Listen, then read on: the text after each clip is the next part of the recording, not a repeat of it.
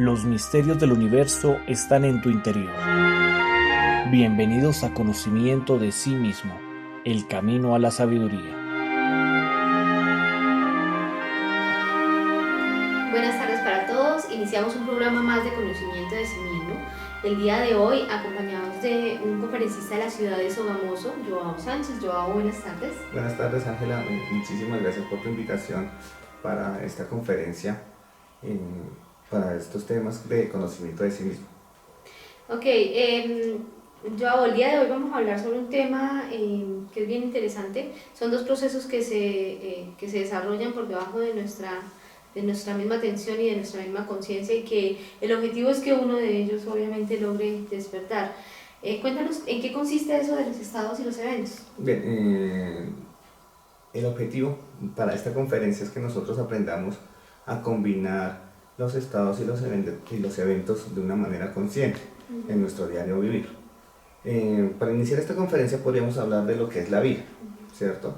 Si de pronto yo te pregunto, tú le preguntas a cualquier persona que nos cuente acerca de su vida, esta te va a empezar a contar, a narrar mejor, de una serie de sucesos que le han acontecido. Casi siempre uno se centra en aquello que le ha causado como mayor sufrimiento.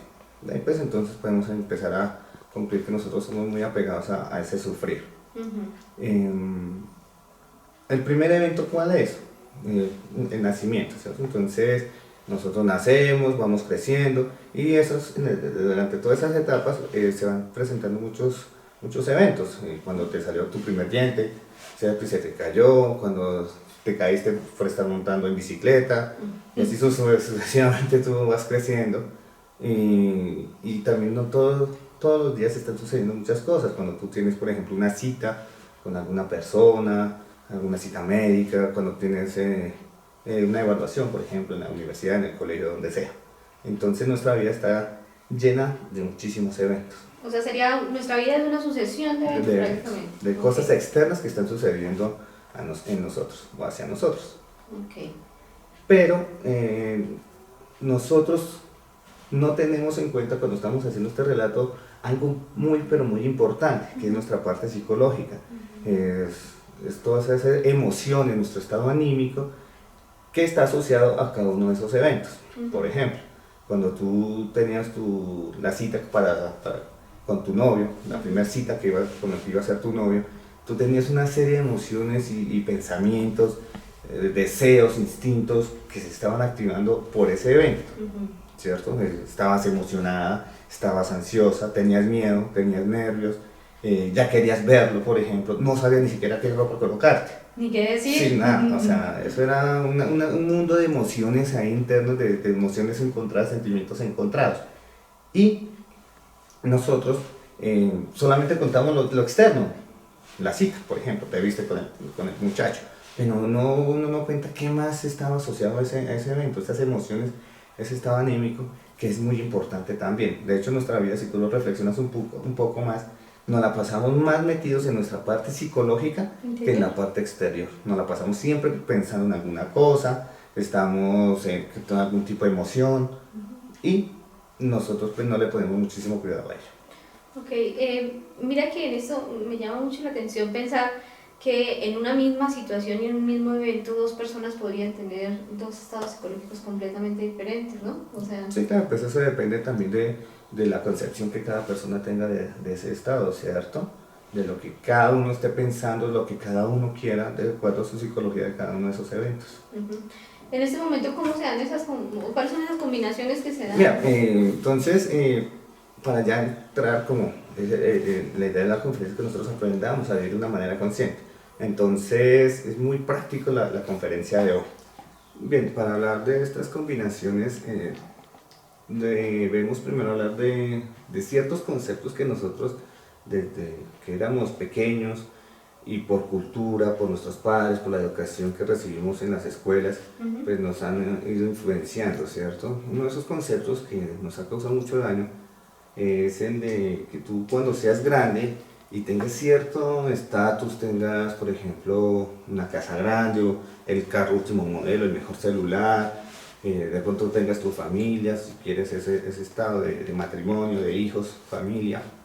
Entonces Cuando consigas todas esas cosas, vas a ser feliz, ¿cierto? Este es un concepto pues que es muy errado, ¿cierto? Uno es feliz en este instante, porque más adelante no se sabe qué suceda, uno no tiene control sobre muchas cosas, y nosotros nos la pasamos pensando en el futuro y en el pasado, excepto pensando y viviendo este instante que es lo único real y verdadero, como enseña conocimiento de sí mismo. Vemos muchos contrastes, por ejemplo, pensando en ese concepto de felicidad. Hay mucha gente que tiene muchísimo dinero, pero que sufre, por ejemplo, de impotencia sexual. La señora tiene que sufrir, por ejemplo, la infidelidad del marido, los hijos enfermos, y ni por más dinero que se tenga, se puede solucionar estos problemas, ¿cierto? Entonces, pues, debemos empezar a desbaratar un poco esos conceptos, esos preconceptos mejor de felicidad que tenemos. Ahora bien, para esto combinar de manera correcta los estados y los eventos, hay varias situaciones que se presentan. Sí. Por ejemplo, tú vas a un sepelio, ¿cierto? ¿Y cuál es el estado de ánimo que debes tener para ir a un sepelio? Pues seguramente no es el de llegar allá todo risueño, a echar chistes, llegar con ropa así extravagante o cosas así, ¿cierto? No, pues si uno va a un sepelio es para estar como en ese estado de recogimiento, de respeto, de silencio, pues porque es una persona que falleció. Entonces hay que aprender a combinar el estado con el evento. Y los estados a veces pues nos generan algún condicionamiento anímico o viceversa. Por ejemplo, tú vas a presentar una entrevista de trabajo, sí, ¿cierto? ¿Cuál debería ser el estado de ánimo correcto? Es concentración, Concentración, seguridad, confianza en uno mismo, ¿cierto? Pero ¿qué es lo que casi siempre pasa? Que uno empieza con los dedos, los nervios, la preocupación, empieza uno a futurizar, bueno, si no obtengo este trabajo, ¿qué voy a hacer? Mi familia no tiene trabajo, tengo que pagar la pensión, el arriendo, bueno, una serie de pensamientos y emociones que se van encontrando ahí. Y lo que hacen es que uno conteste mal, que el entrevistador se dé cuenta de eso, y pues seguramente a uno no le va a ir para nada bien. O sea, dañan el evento por culpa de los estados. Del estado de ánimo, porque uno no es coherente, consecuente con ese estado, con ese evento, perdón, que se está manifestando en ese momento. Entonces, se puede condicionar uno con el otro. También puede ser al contrario, que un evento condicione el estado de ánimo. Por ejemplo, si tú vas en un carro, sí, si vas en tu carro por tu vía y te choca otro vehículo, entonces advienen muchísimos estados de ánimo, miedo, ¿cierto? Preocupación, apego, aflora el apego. Por ejemplo, si no te pasó nada físicamente, uno se preocupa más que yo por lo que le pasó al vehículo que lo que le pasó a uno físicamente, ¿cierto? Y uno sale del vehículo y veo que le pegaron muy duro, que el choque fue muy tenaz, y empieza a pelear con la otra persona, ¿cierto? Entonces están modificando, esos eventos modifican ese estado de ánimo. Claro, yo venía tranquilo manejando, concentrado, y empiezas a echar las culpas, ¿cierto? No, pero es que yo iba por mi vía bien, usted fue el que se atravesó.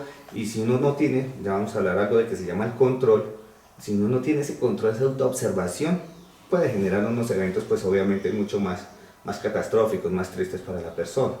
Eso que tú dices es bien interesante, porque a mí siempre me ha pasado que en los momentos en que estoy en estados de más tristeza o en estados, como tú dices, equivocados, generalmente siempre me suceden cosas pues desagradables. Es como si uno trajera... Mira, precisamente hay algo que nosotros aquí en este planeta Tierra estamos regidos bajo 48 leyes. Ya a lo largo de las conferencias se han hablado de algunas, faltan otras por hablar. Y una de esas leyes es la ley del imán. Es esa que uno atrae lo que uno es. Por ejemplo, si uno quisiera empezar con estos estudios a reflexionar sobre quién soy yo, sería muy bueno mirar cuáles son las personas que están en mi círculo social. Por ejemplo, si yo me la paso rodeado con personas borrachitas, pues es que yo soy un borrachito, ¿cierto? Entonces estoy atrayendo por ley de correspondencia lo que yo soy. Si yo me la paso rodeado de personas pesimistas, pues seguramente yo también voy a terminar siendo una persona pesimista. O ya lo soy. Sí. Entonces tenemos que tener cuidado con esa ley de correspondencia. Si nosotros queremos empezar a trabajar en estos estudios, debemos cambiar esos estados anímicos que se llaman equivocados, pues identificándolos primero y luego pues teniendo la seguridad pues de que tenemos que cambiar esa concepción que tenemos de ellos, de estos estados anímicos equivocados. Bueno, ¿y cómo se hacen esos cambios? Si yo me doy cuenta que tengo un estado interior equivocado, ¿qué es lo que debo hacer? Ok, entonces, miren lo interesante de estas conferencias, de estos 50 conferencias de conocimiento de sí mismo, es que enseñan la didáctica para uno empezar a cambiar. Entonces es muy, muy práctico. Sí. Entonces, ¿qué hay que hacer primero? Bueno, tú identificas, bueno, voy a presentar una evaluación, ¿cierto? ¿Cuál es el estado de ánimo? Tengo que estar concentrado, ¿cierto? Y dedicarme a responder, a leer las preguntas o hacer los ejercicios, depende de la materia, que están ahí dentro del test, ¿cierto? Sí. Pero entonces empiezan a llegar pensamientos de, no, es que yo no estudié, es que usted no sabe, es que si pierdo la materia, entonces en la casa me van a pegar o voy a perder la materia en el semestre. No, pues estás pensando en futurizando un poco de cosas que no se sabe si son ciertas o no. ¿Qué hay que hacer? Pues entonces empieza a llegar un pensamiento, usted no es capaz. El segundo factor de todo esto, del conocimiento de sí mismo, es el de la muerte, ¿cierto? De la muerte psicológica. Entonces hay que identificar ese pensamiento y eliminarlo, comprenderlo, juzgarlo, no darle energía a ese pensamiento para que siga creciendo y pedirle a la Madre Divina, a la fuerza del amor, que nos ayude a eliminar este defecto. O sea, si lo resumiéramos en 4 pasos, hablaríamos de, como tú dices, primero me observo, Autoobservación, y luego los 3 pasos de la muerte, enjuiciamiento y sí. Ya la petición a la Madre Divina para que nos... Con convicción pedirle, Madre Divina, mátame este defecto o elimíname esto que estoy pensando, sintiendo. Cuando veo ya que definitivamente sí me empieza a bajar ese pensamiento, o es automático, yo digo, Madre Divina, elimíname Mira, ese tú le defecto, vas quitando energía a los defectos, ¿cierto? Por ejemplo, un estado de ira, ¿cierto? Que tú puedes controlar, porque eso ya es un estado, hablemos ya un poco de lo que son los estados equivocados, para responderte tu pregunta. Por ejemplo, lo que hablábamos hace un instante del choque con el otro carro, sí. ¿cierto? Puede ser que a las personas no les pase nada durante el choque como tal, pero si no reaccionan de una manera adecuada, recordemos que nosotros somos criaturas mecánicas y que reaccionamos totalmente así, mecánicamente.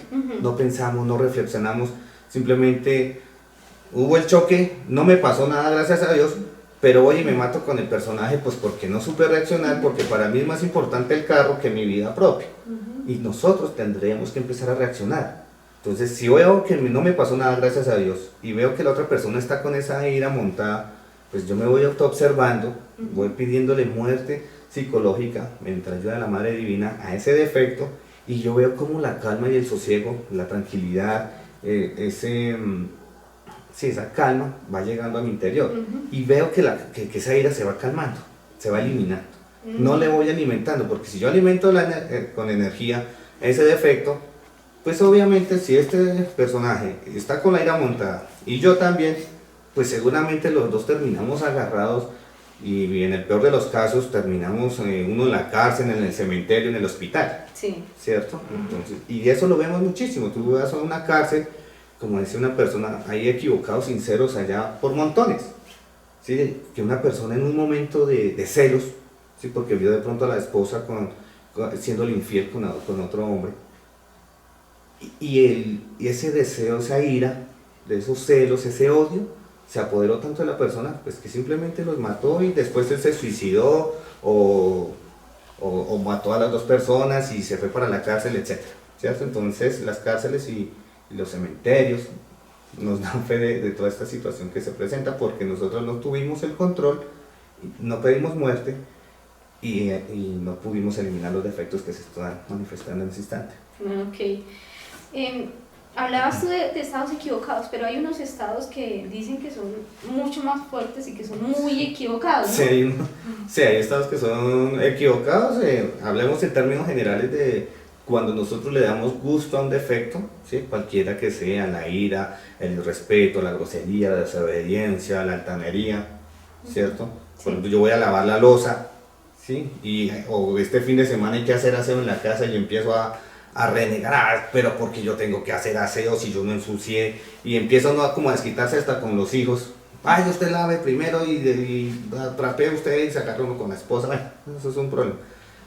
Todos esos son estados equivocados. ¿Sí? Todos esos estados que cuando uno pues, hace algo debe ponerles como ese estado de ánimo, como aquí nosotros hablamos de esa berraquera aquí en Colombia, ¿cierto? Para hacer las cosas. Sí, hay que ponerle como la buena cara. Sí, si voy a lavar la loza, bueno. De hecho, cuando uno se hace consciente de lavar la loza, todas las cosas que nosotros hacemos tienen como un sabor. Y cuando vamos despertando nuestra conciencia, vamos sintiendo ese sabor. El lavar la loza tiene un sabor, el cocinar tiene un sabor. Sí, o sea, es como ese sabor, trabajo de estar haciendo las cosas. Cuando uno está trabajando en esto de conocimiento de sí mismo y lo va haciendo práctico, va comprendiendo que todas las cosas que nosotros hacemos a diario, si las hacemos con conciencia, nos van dejando ese sabor. Entonces, cuando nosotros no le colocamos ese estado de ánimo a esos eventos correspondientes, pues es un estado equivocado. Pero hay estados, como tú decías, que son muy equivocados. Por ejemplo, no sé si tú has estado cerca de personas que tengan odio por otra persona. O sea, si el amor es la ley más grande del universo, cierto, que todo lo rige, el odio es la contraparte. Y ese odio como que esa persona la llena tanto de energía que es como que le impregna a uno y uno también como que hasta alcanza a sentir ese mismo odio. Lo mismo pues, sucede con las personas que son pesimistas, con las personas que tienen un alto nivel de autoconsideración. Y eso es como que se le pega a uno, que esas personas que dicen, que empiezan, qué pobrecito yo, que es que yo tan buena gente, tan mal que me ha pagado mi esposa, mis hijos, yo que les daba todo a ellos. Las mamás tienen muy elevado ese nivel de autoconsideración, ¿cierto? Y eso pues son niveles muy negativos, que si tú lo miras y se sigue alimentando, por ejemplo el del odio, ¿sí? Miren, repito lo de las cárceles y los cementerios. Allá van a dar todas esas personas que en un momento de ira o de no control, terminando dándole toda la energía a ese defecto y pues terminar de una forma muy, muy triste. Mira que me llama la atención algo que se hablaba en una conferencia sobre cómo el simple hecho de pensar me puede volver asesino. Sí, o sea, si yo simplemente me la paso viendo películas en donde se ocurren asesinatos, en donde películas en donde como uno se agarra con el otro por sea cual sea la razón, y me quedo yo pensando en mi diario vivir todo el día en esos procesos, me quedo, hablo con otras personas de eso, bueno, me envuelvo en eso, no me doy cuenta cuando por debajo de la razón todo eso es como si se adueñara de mí mismo y termino reaccionando de la misma manera de lo que vi, grabé, pensé, alimenté. Mira que todo eso son sucesos personales, ¿cierto? Entonces hay sucesos personales que se pueden modificar y otros que son inmodificables, ¿sí? Por ejemplo, si yo me peleé con mi esposa porque pues, por una tontería como que ella tenía que hacer cierto oficio y no lo hizo, ¿cierto?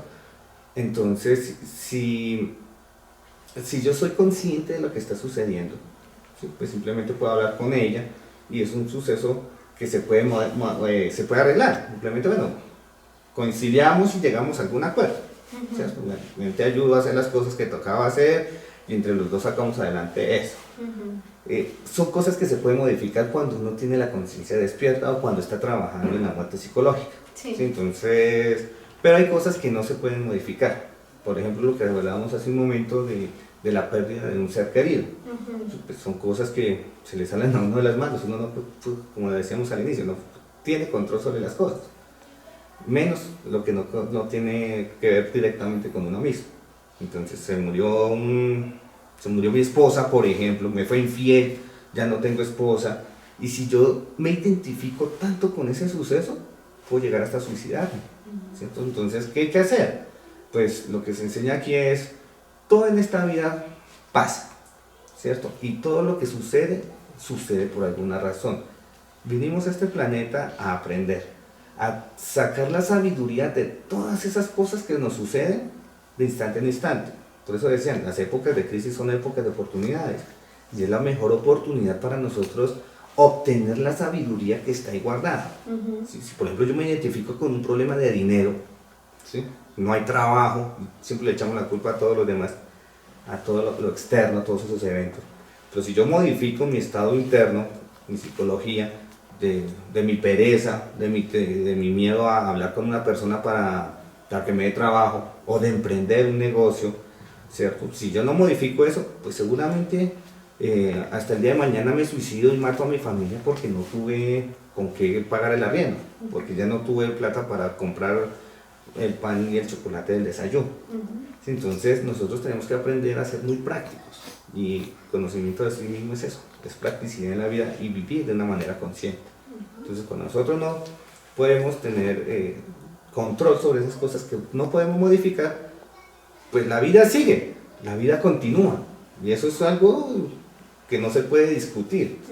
Si hoy se murió mi esposa por alguna razón, alguna enfermedad, o simplemente no está, pues hombre, el día de mañana yo tengo que seguir con mi vida, ¿cierto? Tengo que igual desayunar, tengo que igual, si hay hijos, pues responder por los niños.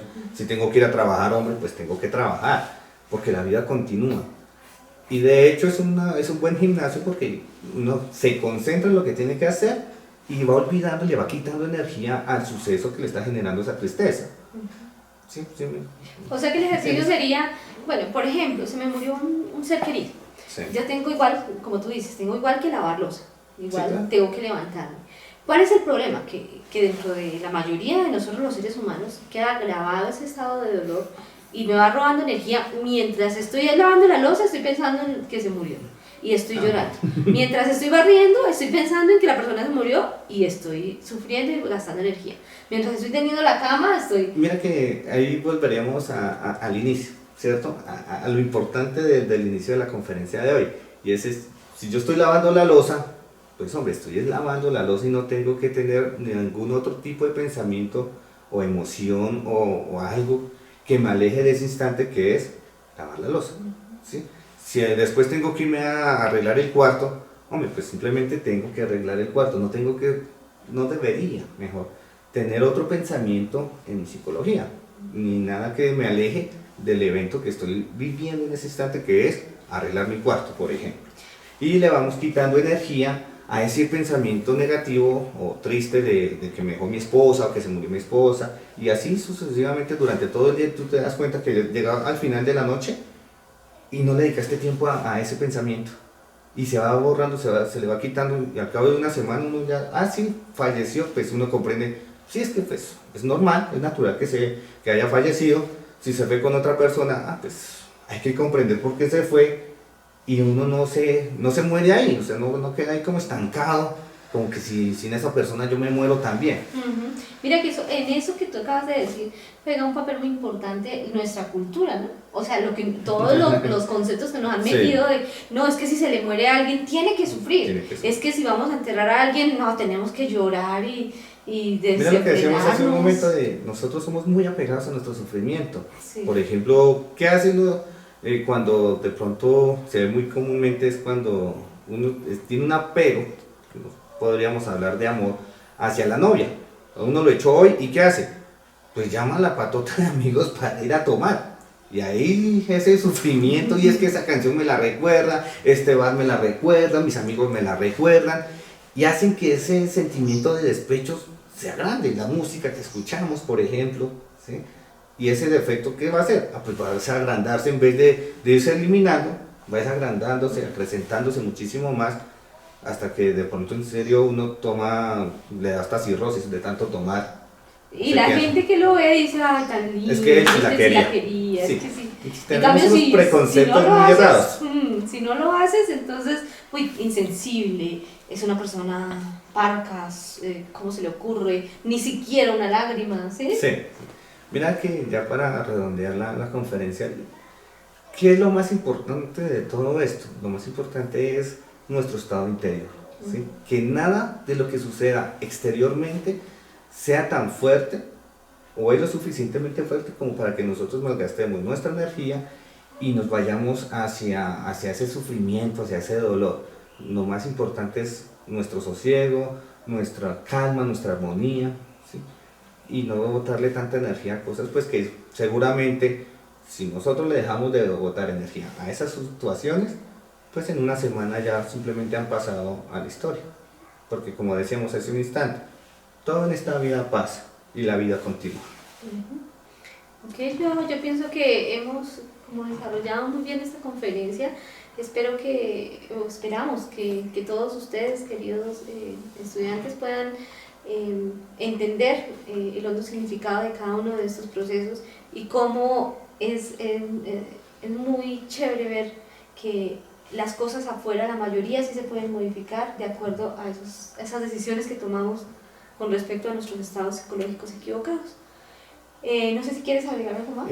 Agradecerte tu invitación, muchas gracias por la invitación a la conferencia, recordarle a los estudiantes pues lo que tú decías, recordemos nuestro estado de autoobservación, nuestra energía es lo más importante, nuestros estados de ánimo deben ser siempre en sosiego, en calma, en armonía, dejar que sea nuestro ser interior quien se manifieste, que Él es el que nos va a guiar siempre en todas las cosas que nosotros nos pasan. Las cosas siempre nos pasan por algo y todo dentro de ello tiene la sabiduría que necesita el ser para nosotros.